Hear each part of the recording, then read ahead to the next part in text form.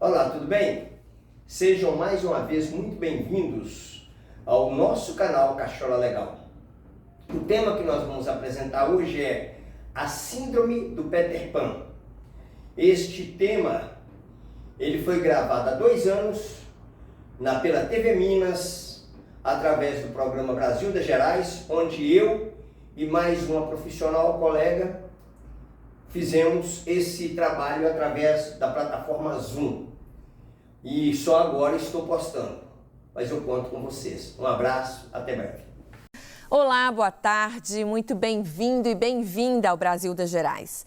Você já ouviu falar da Síndrome do Peter Pan? O personagem que faz parte do imaginário infantil vem sendo usado pela psicologia para retratar o comportamento de muitos homens, principalmente no Brasil. Para saber mais, continue com a gente, o programa está começando.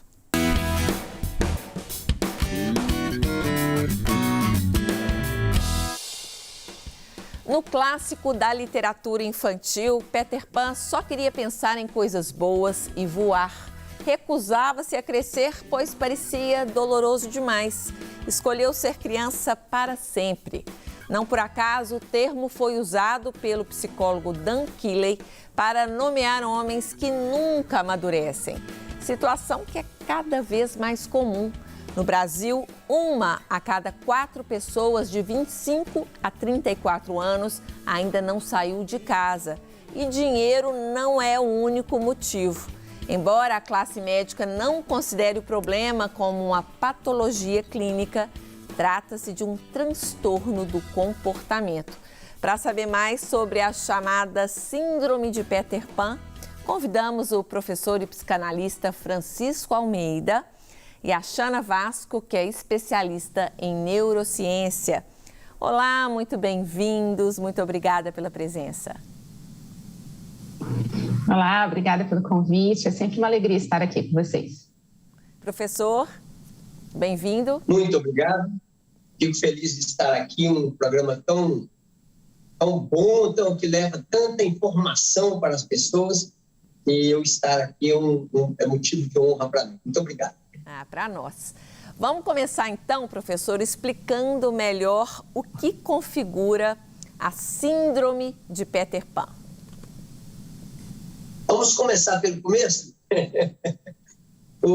A síndrome ela foi escrita, a síndrome aconteceu, o Peter Pan, uma historinha, que foi escrita por James Matthew Barrie. Ele perdeu um irmão com 14 anos de idade e a mãe ficou muito amargurada. Como ele era um escritor, ele era um dramaturgo, era uma pessoa muito conhecida naquele meio, ele resolveu contar uma historinha para a mãe, para ela, então, para consolá-la e ela entender que o filho dela estava eternamente vivo e jovem e vivendo na terra do nunca, que é Neverland, né? E até tem um artista dos Estados Unidos que tinha um rancho chamado Neverland.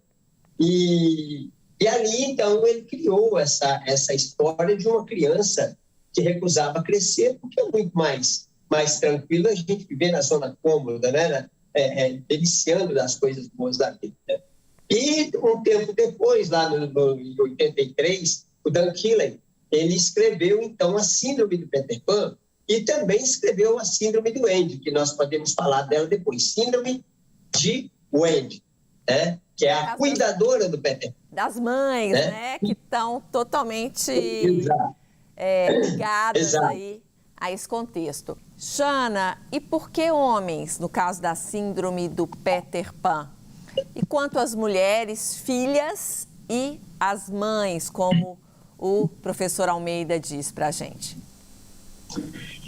Então, a verdade é que quando a gente pega a Síndrome de Peter Pan, ela é de fato uma síndrome catalogada, né? Mas o que a gente vê muitas vezes no atendimento do dia a dia é que a gente tem uma questão comportamental, né, que tem a ver, inclusive, com a imaturidade. Então, eu vou fazer um recorte mais dessas questões comportamentais, que é a minha área de estudo. tá? De pesquisa e estudo.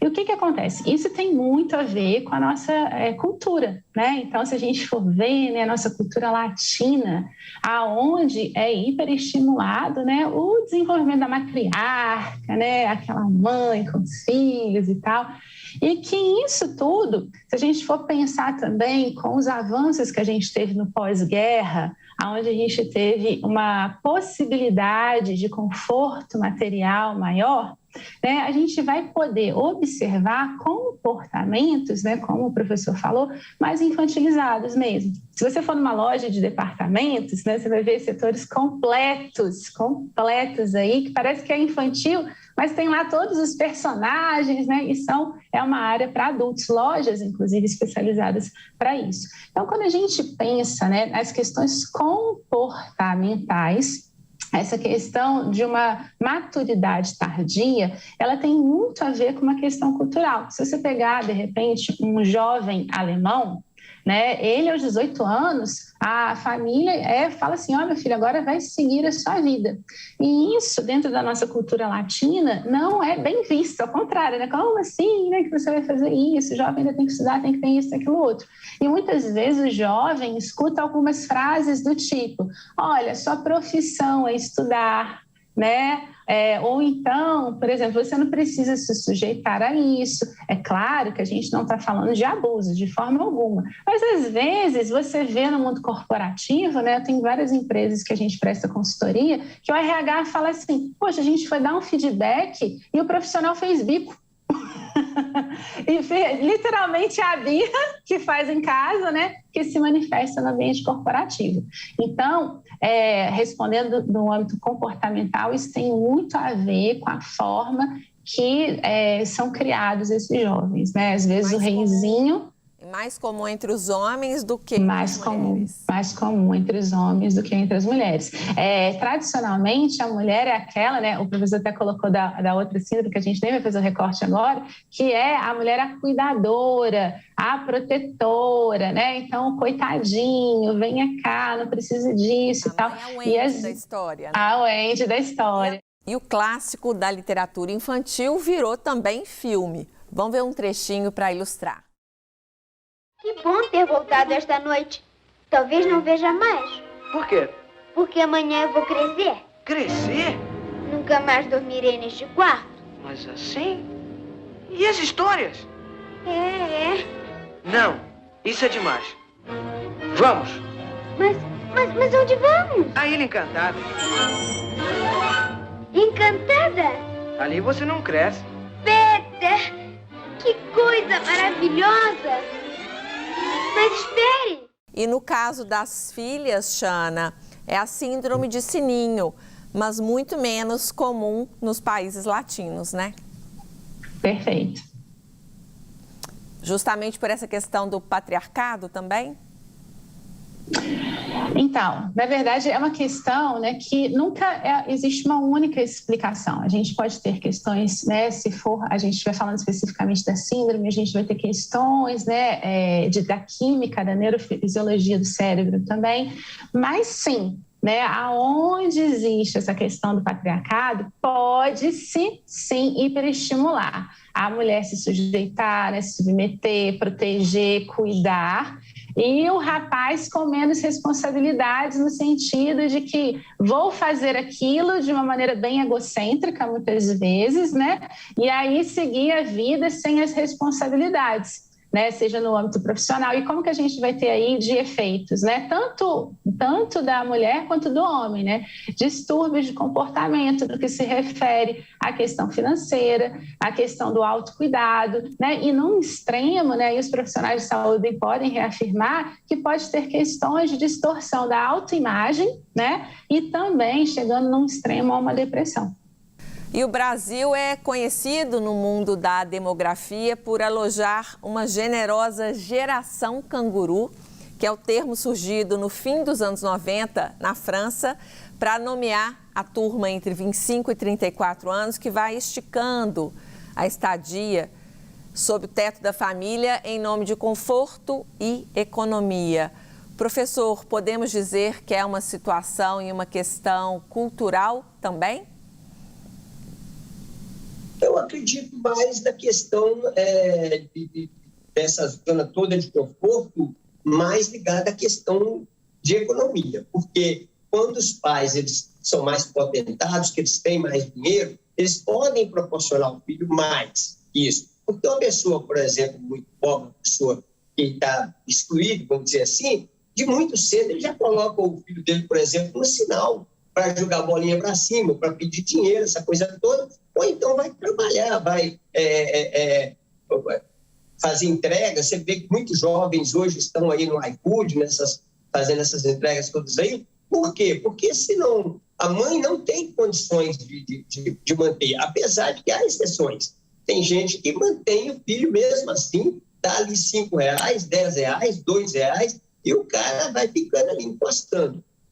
E você fez uma pergunta sobre a estatística, mais homem do que as mulheres, a Xana explicou muito bem, mas com relação ao complexo de Cinderela, por exemplo, que foi escrito pela Colette Dowling, esse livro aqui é de 81, me parece. Esse livro, na época que ele foi lançado, ele explodiu. Só que naquela época, a mulher ela tinha uma outra versão. Ela era muito mais, digamos assim, submissa. A partir daí, a mulher foi saindo mais para o trabalho, mas acontece que dentro da questão psicológica, ela sempre, até hoje a gente ouve muito isso, ela sempre sai de casa procurando o seu príncipe encantado, onde ela possa viver aquele sonho de Cinderela. Só que lá na frente, quando ela consegue achar esse suposto lá príncipe encantado, ela vai descobrindo que não é bem assim, que a coisa é outra. Agora, o homem não. O homem, ele é o que muita gente chama de folgado. Mas é uma síndrome, né? É até bom a gente explicar o que é síndrome, porque tem muita gente que não sabe. Síndrome complexa é mais ou menos sinônimo. Uma febre e um inchaço de uma perna, por exemplo, são síndromes, mas não é uma doença. Você tem que procurar, através daquela síndrome, através da febre, onde está a doença. Por exemplo, a dor de garganta, que está provocando a febre. Então, este Peter Pan, por exemplo, a Xana deve concordar comigo, quando os médicos, até mesmo o psiquiatra, quando a coisa começa a perturbar o sujeito, ele procura, com toda certeza, ele vai ter um problema de depressão, ele vai ter um problema de frustração, ele vai ter um problema de ansiedade, ele vai ter vontade de suicidar, ele mesmo não suporta a situação, apesar de que é uma zona de conforto enorme. Tem tudo, papai e mamãe dá tudo.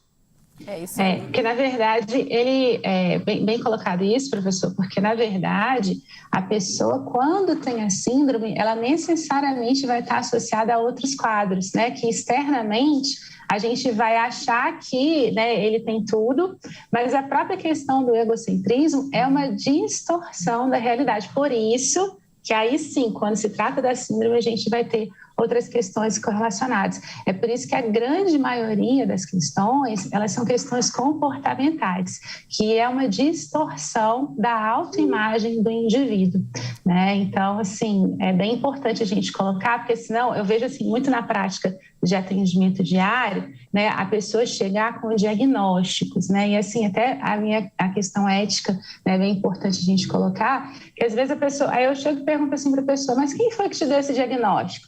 Ah, não, eu vi na internet, ou então a minha irmã falou. Então, é sempre muito importante que o indivíduo, o fato da gente ter uma maturidade tardia, isso não necessariamente significa que você tenha uma necessidade de ajuste químico, ou então que você, de fato, tenha uma síndrome, né? E simplesmente se reconhecer. Porque quando você tem, e assim, até pela minha experiência prática, eu percebo que com as melhorias sociais e econômicas que você colocou, a gente vê isso sim também nas camadas mais pobres. É claro que aquelas pessoas que estão na linha da miséria, obviamente não, mas aquela classe média, expoente, né, daquele trabalhador que de repente ganha um salário mínimo e tal, às vezes os pais se endividam, né? E aí por isso que eu falei que não é uma coisa de um fator único, e sim algo bem complexo que envolve a cultura, né, as questões de autoconhecimento, as questões de saúde pública,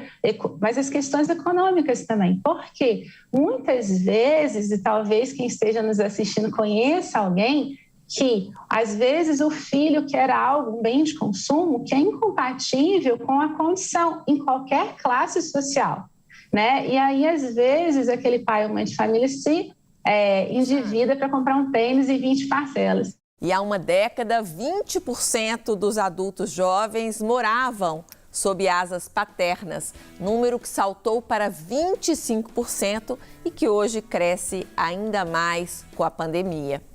No próximo bloco, a gente continua falando sobre a síndrome de Peter Pan e vamos saber como ficam os relacionamentos amorosos. Tem Peter Pan que se casa. Já, já.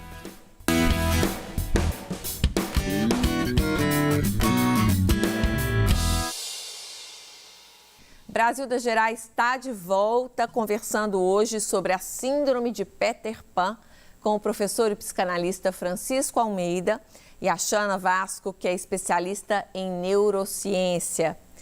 Professor, conta pra gente por que crescer dói tanto. Começa da seguinte forma, a infantolatria, muita gente nem conhece aqui. O filhinho pode tudo, meu filhote, meu pimpolho pode tudo. E aí você vê uma criança jogando um celular na parede, você vê a criança jogando uma jarra, um adorno no chão, e mamãe e papai acham graça e falam, isso é coisa de criança mesmo. E ali a criança começa a dominar. A criança chega a um ponto que a televisão é no canal dele, da criança, se mamãe trocar, ele vai lá e obriga a mamãe a voltar, bate na mãe, bate no pai e continua achando que é muito bonitinho. Lá na frente, depois, começam tais complexos. Tem a princesinha, que entra aí a Cinderela, porque atrás dela tem uma Wendy que protege, que pode fazer tudo. A figura do pai, normalmente, como homem mais caçador, ele está lá trabalhando, a mãe está mais tomando conta, apesar de que hoje a coisa está mudando muito.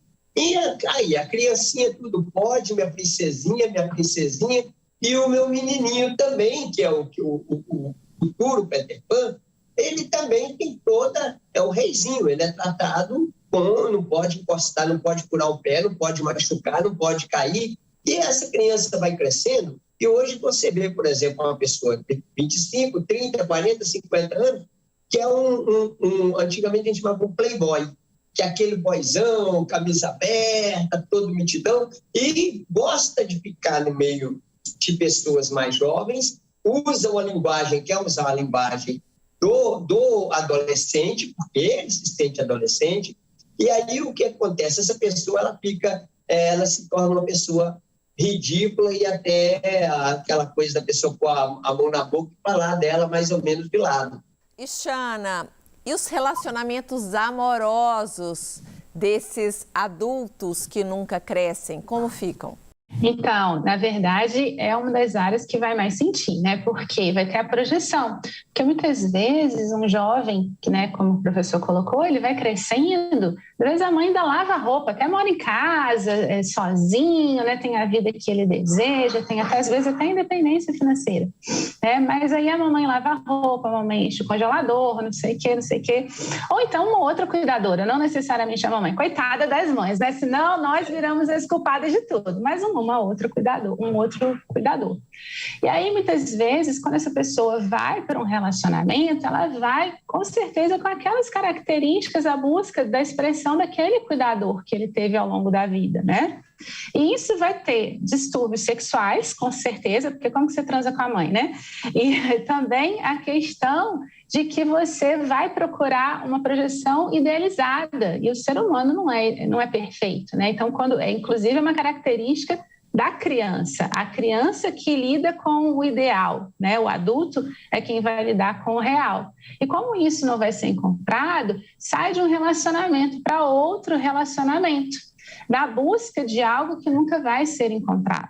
Né? Ou então, de repente, até, né, esse indivíduo casa, mas essa possivelmente vai casar com aquela pessoa que aceitou se colocar na posição do cuidador. Então, vai ser aquele marido ou aquela esposa infantilizado, né? que às vezes tem até, nas relações, você vai ver até o casal se chamando de mãezinha, paizinho, mesmo quando a criança não tem um filho pequeno, porque é natural, quando você tem um filho pequeno na frente do seu filho, você chamar de mãe e pai para a criança aprender. Mas isso se estende, aí você vê que tem filhos adultos, aí o pai e a mãe estão se relacionando, pai, mãe, e aí a sexualidade vai estar comprometida, né? A questão do cuidado vai estar comprometida, e as questões financeiras, né, que o professor até colocou, né, do homem como provedor, vai estar comprometido. Claro que eu não estou fazendo nenhuma apologia de papéis sociais, né, que com a emancipação, enfim, mas a gente não pode negar que o que a gente vê no consultório todos os dias é muito isso que se repete, sim. E muitas vezes as esposas assumem esse papel, né, de cuidadoras, de ter que ficar empurrando o marido para frente o tempo todo. Professor, vamos lá agora para os tratamentos. Uma vez identificada um Peter Pan na família ou no casamento, o que fazer? Dá para melhorar? Tem tratamento? Como tratar de uma pessoa dessa? Primeiro, essa pessoa, ela tem, porque não adianta, a primeira pessoa tem que ter um genuíno interesse em resolver essa questão. Aí entra aí a Xana, entra aí o psicólogo, entra aí o psicanalista, para direcionar essa pessoa para um psiquiatra, porque ela deve ter algum isso precisa ser cuidado, às vezes por causa da ansiedade, às vezes uma outra coisa, e no set analítico, não tem jeito.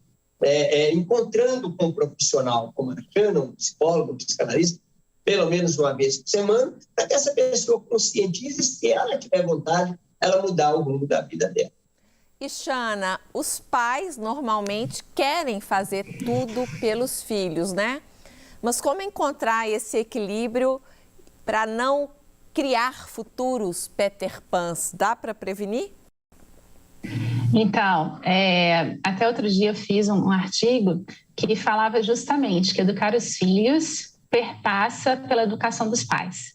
Né? Então, quando você busca educar uma criança, necessariamente é uma revisão, né, que inclusive na psicologia a gente fala, né, que é a busca pela sua criança interior, porque você vai olhar pelos seus traumas, pelas suas situações, para amadurecer e dar conta de criar, educar e formar esse indivíduo. Então, sim, é possível, né? Não é uma situação que hoje em dia se abre, né? Porque até talvez a geração anterior à nossa achava que não tinha como aprender, e é sim possível, existem vários profissionais que podem auxiliar nessa educação, no que se chama de parentalidade, né? Os profissionais especializados com isso, aonde o limite é importante. Muitas vezes, né, um pai, eventualmente, com uma visão distorcida, pode achar que é coisa de criança, né? Não vou falar, não vou impor limites, mas a criança se sente vista quando existe uma imposição de limite. É claro que eu não estou falando de violência,